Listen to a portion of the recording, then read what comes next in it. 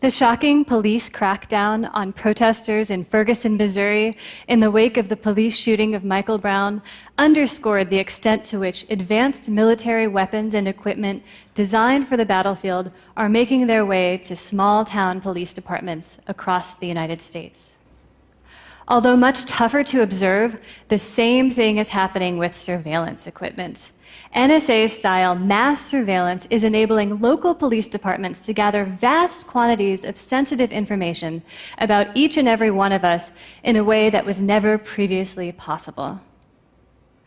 Location information can be very sensitive. If you drive your car around the United States, it can reveal if you go to a therapist, attend an Alcoholics Anonymous meeting, if you go to church, or if you don't go to church. And when that information about you is combined with the same information about everyone else, the government can gain a detailed portrait of how private citizens interact. This information used to be private. Thanks to modern technology, the government knows far too much about what happens behind closed doors, and local police departments make decisions about who they think you are based on this information. One of the key technologies driving mass location tracking is the innocuous-sounding automatic license plate reader. If you haven't seen one, it's probably because you didn't know what to look for. They're everywhere. Mounted on roads or on police cars, automatic license plate readers capture images of every passing car and convert the license plate into machine-readable text so that they can be checked against hot lists of cars potentially wanted for wrongdoing.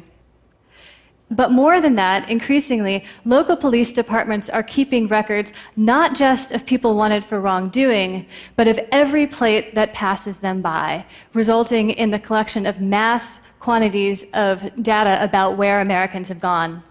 Did you know this was happening? When Mike Katz-Lakabe asked his local police department for information about the plate reader data they had on him, this is what they got. In addition to the date, time, and location, the police department had photographs that captured where he was going and often who he was with. The second photo from the top is a picture of Mike and his two daughters getting out of their car in their own driveway. The government has hundreds of photos like this about Mike going about his daily life. And if you drive a car in the United States, I would bet money that they have photographs like this of you going about your daily life. Mike hasn't done anything wrong. Why is it okay that the government is keeping all of this information? The reason it's happening is because as the cost of storing this data has plummeted, the police departments simply hang on to it just in case it could be useful someday. The issue is not just that one police department is gathering this information in isolation, or even that multiple police departments are doing it. At the same time, the federal government is collecting all of these individual pots of data and pooling them together into one vast database with hundreds of millions of hits showing where Americans have traveled. This document from the Federal Drug Enforcement Administration, which is one of the agencies primarily interested in this, is one of several that reveal the existence of this database. Meanwhile, in New York City, the NYPD has driven police cars equipped with license plate readers past mosques in order to figure out who is attending. The uses and abuses of this technology aren't limited to the United States. In the UK, the police department put 80-year-old John Catt on a plate reader watch list after he had attended dozens of lawful political demonstrations where he liked to sit on a bench and sketch the attendees.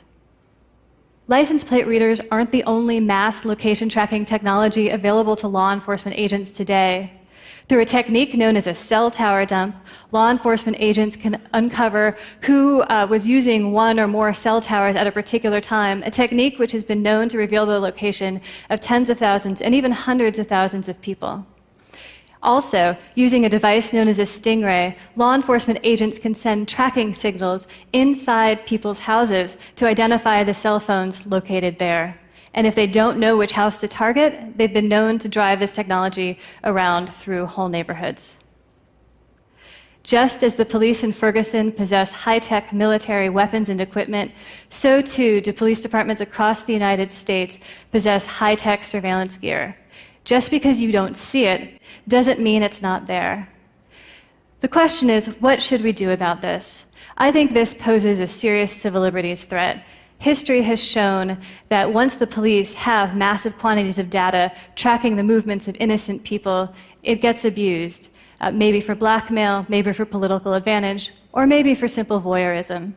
Fortunately, there are steps we can take.